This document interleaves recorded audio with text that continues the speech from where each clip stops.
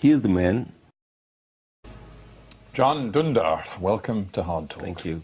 You live in Germany. Do you have security right now? Because, of course, a part of your story over the last couple of years is not just arrest and imprisonment, but also there was an attempt on your life. Do you feel secure in Germany? Not really, because Turkish intelligence is so active in Germany, and there are a lot of pro-government people, pro-Erdogan people living in Germany. That's why there's a huge campaign against me by the Turkish government. That's why it's a kind of, it's not the safest place in the world, Germany is. Do you have security? Yeah, I do have security. If I do something in public, they come and protect me. Let's get to the unfolding of events in more recent times. You knew that as the century proceeded, as we got to 2010, 2012, that Erdogan was showing a much more authoritarian streak in his rule. Yeah. But you took some rash decisions. I mean, for example, when you became editor-in-chief of Cumhuriyet, you must have known that breaking this story in 2015 about the Turkish government smuggling arms over the border to rebels in Syria, you must have known that running that story would put an enormous strain, to say the least, on your relationship with the government. Of course, we knew it. In a way, we were expecting it. Because as a journalist, of course, you must be realistic about this. But what would you do? I mean, you have a story which is true. Your government is doing something illegal and hiding it and naming it as a state secret, and you are a journalist. This is your duty. Well, it was a state secret. Clearly, it was a state secret. It was a covert operation. Nobody was supposed to know about it. That's the point of covert operations. It was Turkey's Iran Gate. So, in a way, it was not the state secret. It was the secret of Mr. Erdogan. So he was trying to get involved in Syrian war in an illegal way. Well, but put yourself in the shoes of a journalist in a different country. I mean, frankly, if a British journalist had tried to dig deep into the affairs of military intelligence in the UK or the same thing in the United States, they would have run into serious trouble. We have something called the Official Secrets Act. Have you seen the film The Post? I have seen the film The Post, which concerns Vietnam and the uncovering of the Pentagon Papers. So they were right to publish the story, and it's more or less the same story with us, with a very different ending, unfortunately. But, I mean, this is our duty to inform the public about this kind of thing. Well, yes, but presumably as a Turk, you also have an obligation and a duty to consider things like putting Turkish military personnel or others at risk. And you do know that the Turkish government insisted that what you had uncovered was not gun running to rebels, but was actually the transfer of aid and assistance to Turkmen civilians. That's what Mr. Erdogan said. But looking back, knowing what you know about what's happened to you, do you have any regrets? Not at all. Not at all. None at all. I would do the same again. But again, to be fair to the Turkish government, you went through due process. Erdogan, we know, was furious with you. He described what you did as espionage. He said that those who wrote that will be punished. But he didn't do it himself. He filed a complaint, and the courts took it up, and you were tried in a court of law.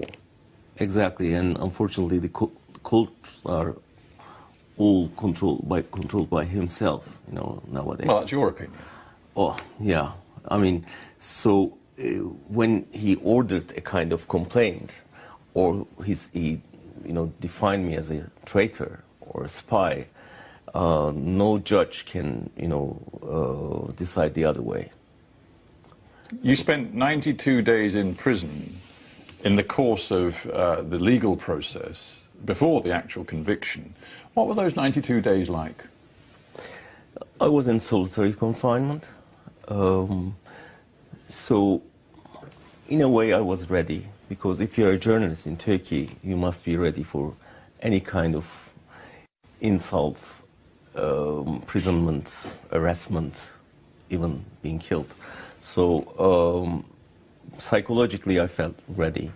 And immediately I start working and writing and try to give a voice to the word that's something going on in the country. See, that's what strikes me about Turkey. It's complex to make sense of the nature of the authoritarianism that we talk about in Turkey. Because there you sit in prison, Erdogan has declared you an enemy of the state, and yet you're free to write, you're free to express your opinion, you can get that opinion to the outside world. I mean, this isn't exactly North Korea, is it? But how come it was difficult? It was not easy to do it. You know, you're taking some risks to do it. Of course, I mean, you're not allowed to write in a way, but you must be brave enough to, you know, to do it. So everything, you can do everything in Turkey, but the price is high. If you're ready to pay the price, you're free to do it.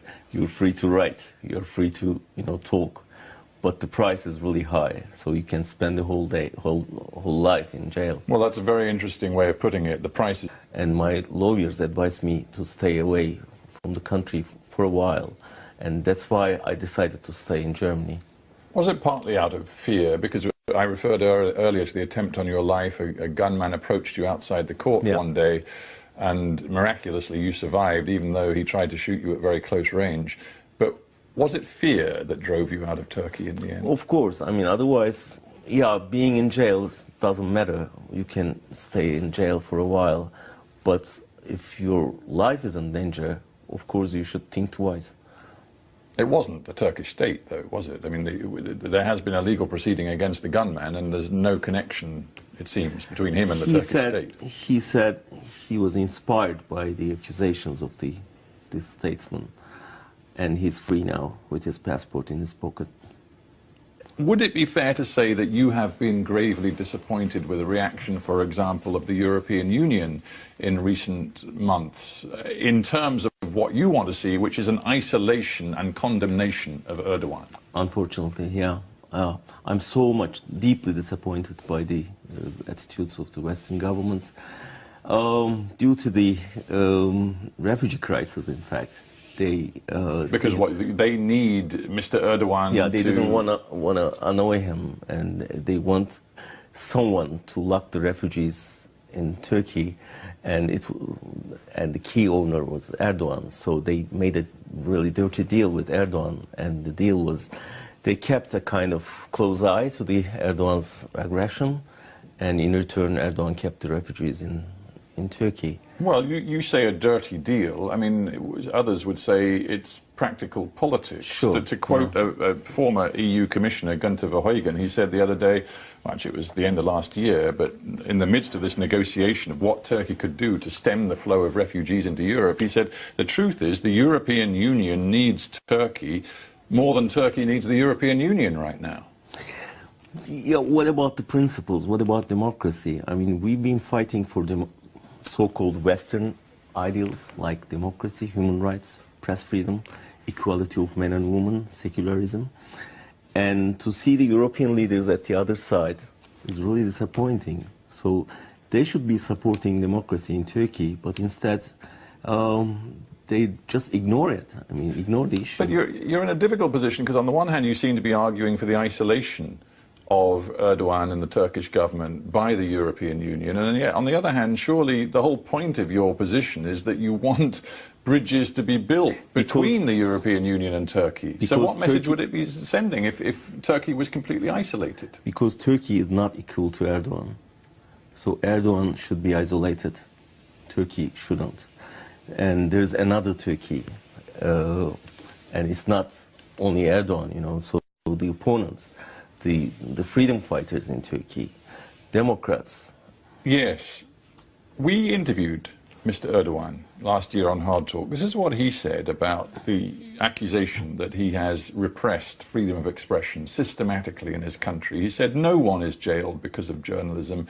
Right now in Turkey, there are many opposition journalists who write a lot of things, all kinds of articles, all kinds of insults, and they are still out there. And those who are in jail, well, they are criminals. They have no title as journalists. Yeah, exactly. So I've been working as a journalist for more than 35 years now, and convicted as a terrorist. So there are a lot of journalists like me. So in his eyes, if you are criticizing the government, you're a terrorist. That's why he doesn't accept that there are journalists in jail, because in his eyes they are not journalists, but they are journalists. They are my friends and my colleagues, and they've done nothing but write and criticize the government. Explain to me how Mr. Erdogan is still, according to the opinion polls, by far the most popular politician in Turkey. Explain to me how it looks as though he can expect to be in power because of that popularity until perhaps 2029. The man dominates Turkey. Despite all of the things you say about him, he is the man. He is the man. Imagine yourself in his shoes, and you're the president, and you have the authority to dominate the government, the parliament, the judiciary, media, the universities, business, and you are the sultan. And every kind of criticism is banned, and you're not allowed to make a demonstration about the government, against the government. It must be so easy to run such a country. But is there not also a question about you and your colleagues in the secular, liberal, progressive media? Isn't there a question which says, for all of your bravery and courage, and I do not belittle that in any way, you appear to be out of touch with many of your countrymen and women? I mean, the question should be the other way around. How come under these circumstances half of the people still resisting him in such a country under these circumstances? Really, I mean, it's very surprising for us to see 50% of the people voted against him in the last referendum. It is bravery. Can Dündar, thank you for being on Hard Talk. Thank you very much. Thank you very much.